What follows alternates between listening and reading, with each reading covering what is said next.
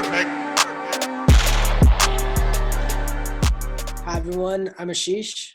I'm Natalie. I'm the Associate Director of the Financial Fitness Program. I've been managing it for the past 4 or 5 years, and I'm filling in today since Sam is out. And I'm Christi, and you're tuned in to Make It Make Sense.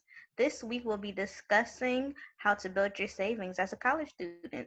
For sure. So let's get started with our icebreaker question. What's a long-term savings goal that you guys have? I'm in a little bit of a different space as a working adult as far as a long-term savings goal, but it might be similar to yours. I don't know. So mine is really just kind of saving for retirement and making sure that everything's going to be nice and comfortable when I'm ready to stop working and get out of this 9 to 5 kind of a grind. My long-term savings goal is to retire early. Just being a college student now, I'm trying to be frugal now to help get to my goal of retiring early. I hope I can retire by 40. So I plan on, as I progress in my career, to save as much money as possible. That's pretty ambitious for both of you guys. For me, my biggest long-term savings goal is to buy my parents a house and to pay off all my student loans. What do you guys think some common savings goals are for college students? Some common savings goal that I think for college students is to get there first. Honestly, I think credit card debt is pretty prevalent. So I think another savings goal would to be paying off their credit card. The last one would just be paying off student loan debt. In my 12 years or so as a financial advisor managing the financial fitness program here, working with college students, I've seen a lot of different savings goals come in. One of the big ones, it depends kind of where that student is, I think, in their college career. So early on, I see a lot of students thinking about saving for study abroad, saving for security deposit for their first apartment, something like that. And then as you get further into your college career, I do, like Christy said, see more people talking about saving for a car or student loan repayment, some of those bigger things. I totally agree with that. What are some tips that you guys have about, starting a savings plan for students that, don't have a savings plan right now? Some tips that I would have is to just download some of those different savings apps or those different spending apps like Mint and Personal Capital, things of that nature, because it's really important to understand where your money is going. And I would actually challenge my peers to actually go through their bank statements and see what their last transactions were within the last month. Because I had to do that for myself to give myself a reality check on how much I was spending out to eat on food. And I was like, okay, this is not happening anymore. So that's when I kind of was motivated to get a budget. So that's how I would start off by, that's my tip. Do you have any tools that make savings a little bit easier for people? Oh yeah, that's just Mint and Acorns. Actually, as at first with Acorns, it's the app where you're able to invest your spare change based on your transaction off your debit card or your debit card. And with me, I have it so for example, if you buy something for $2.20, it'll round up to $3. So you'll put that 80 cents back into your account, Acorns account. You also can do reoccurring transactions to where money is taken out of your bank account monthly or weekly, and that's what I do. At first, I was just doing $5 every Friday, but now I upped it up to $20 every Friday. So that's in a separate savings account. And Christy, you talked about Acorns being kind of like an investment account, right? Mm-hmm. What do you do with the money that you have in that account? Honestly, it's just sitting there saving. I'm just having that sit there to just build up for my emergency fund, because that's different. But Acorns is maybe something smaller compared to my emergency fund expense that I may have. For example, I need to pay off my phone bill. So instead of using my emergency savings, I'm going to use my Acorns account to pay off my phone. Do you have to select your investments, or how do you decide where and how it's saved? So when you first download the app, then it asks you about it kind of asks you your age, what are your goals? Are you like aggressive saver, or are you trying to be more like a conservative saver? And based on your different options that you pick up when you first download the app and answer the questions, that's kind of how the company determines which stocks to pick for you that will reach your goal. I actually use Acorns as well. I use it for two accounts. One is the Roundup savings account, as well as like my retirement account for my IRA. I also use like a savings account called Marcus, which has the highest uh, interest rate for any savings plan. If anyone needs any suggestions, there's websites called NerdWallet and Bankrate, which allow you to compare savings accounts so you can pick the best one. Do you guys have any other tips for starting savings plans for students? I think Christy kind of alluded to this a little bit earlier. I think it's really important to really look at what you're spending so you can really know what you are saving. Because a lot of times students will talk about, hey, I have this savings plan getting started, but I keep taking money out of my savings every month. And I think sometimes that's because they actually maybe are saving more than they can really afford to save. It's really important to look at what your actual spending is and figure out how much you have to reasonably save, and what areas you might want to cut in your spending to make sure you have that savings available. I'm just curious about this. How would you figure that out? This is a little embarrassing, but I was spending like $700 a month on out to eat food.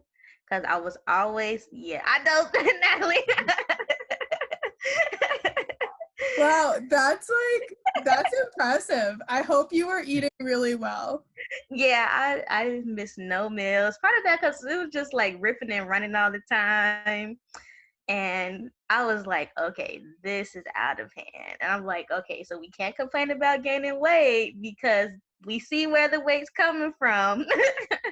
So when I had got that reality check, I had cut it back substantially, and I was just like, Christy, listen, you got to start cooking more. You got to do something else. When I cut that off, limited extremely to only 3 times a month going out to eat, then I was saving a lot more than what I was originally saving. I feel as if I was pretty aggressive, but now I'm saving a lot more. Yeah, I think that makes a lot of sense. And for everyone, it's going to be a different category that they might find, they're spending a lot more in, and it might be a little bit out of this category and a little bit out of that category to try to figure out how much you want to be saving. This rule of thumb is trying to save between 10 and 20% of whatever you are bringing in.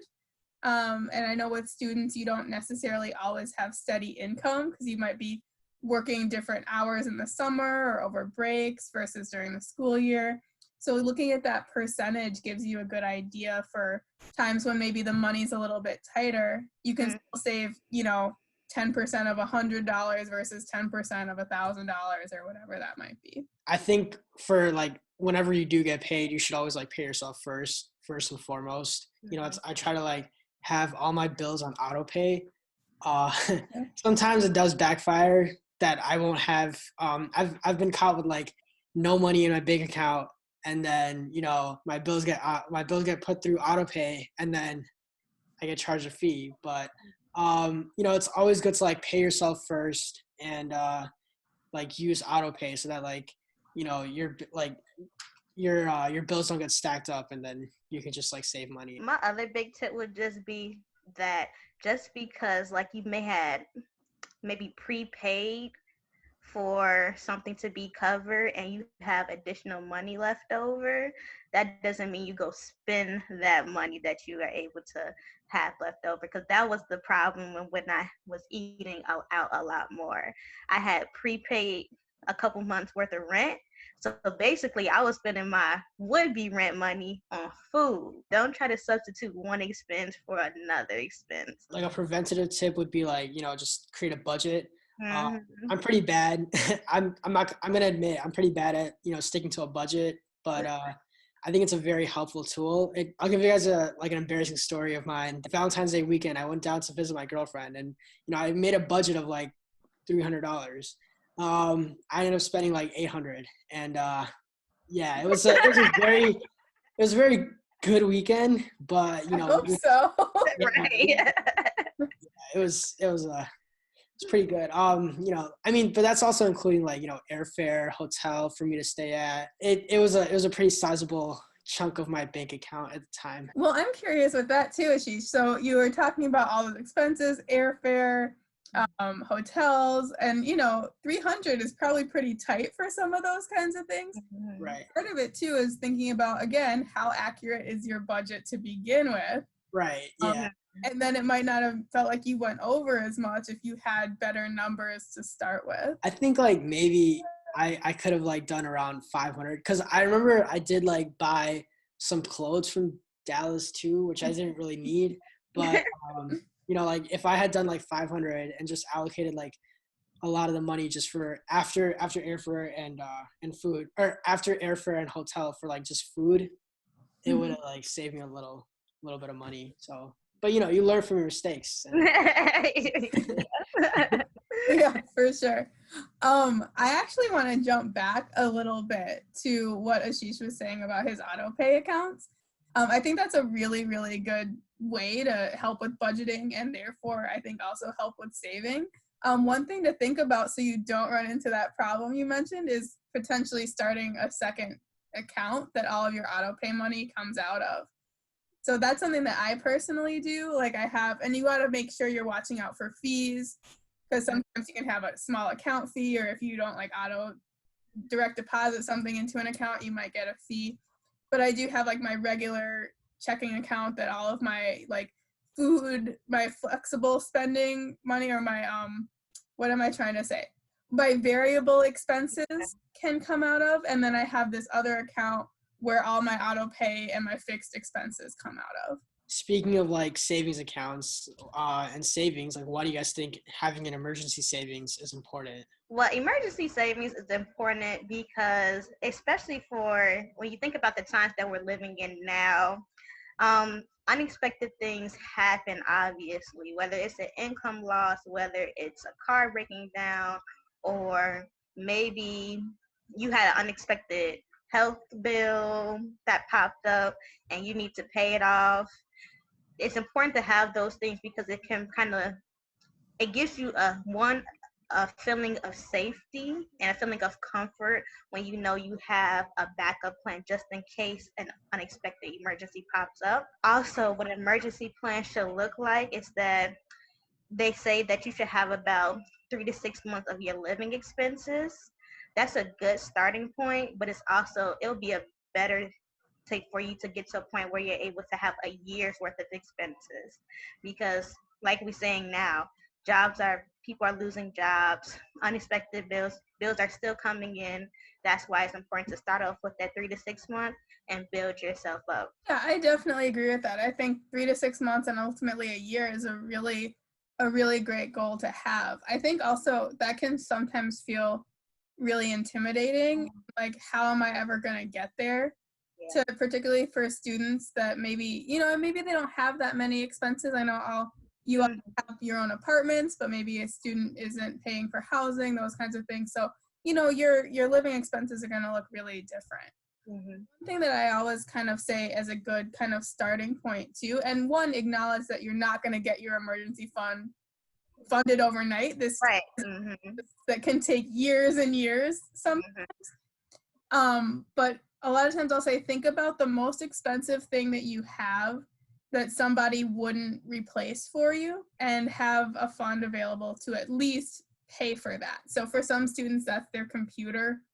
Actually, for a lot of students, it's their computer or a phone or something like that. For these times, how would you guys tell people to like start saving? It's important to just start where you are, right? If you have some income right now and you are in a place that you can save, it's about looking at what, like we said earlier, what can you afford to save, and what can you do to get started. And I think for me, I'm not a natural saver. Like, this is my job. I've been a financial counselor for some time, but I am not a natural saver. I like to buy things and spend money. So if I didn't have some money from my direct deposit going directly into a savings account, I would never save a dime. Figuring out, what works for you is really important. And using things like that direct deposit, or, you both talked about having those Acorn accounts that just takes little bits here and there that you maybe don't even notice. If you're even starting off with saving $1 every week, like just getting into that habit of putting some money to the side into your position where you can actually save more money, it's good to instill that habit even though you may not have the highest amount of income coming in. Well, that's all that we have for today. Thank you for tuning in into our 4th episode. Next week we'll be talking about credit building, and we'll talking about how those credit cards can get you into some big trouble. So be sure to follow us on Instagram, Facebook, and Twitter at DePaul Central for more updates. Thank you, and tune in next week. Perfect.